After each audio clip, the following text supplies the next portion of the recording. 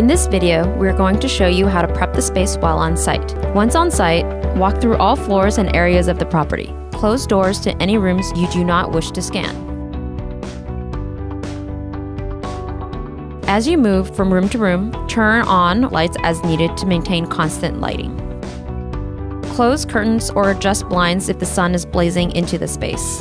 Think of lighting the same way you do when taking a photo. As you walk through the space, remove anything you don't want captured.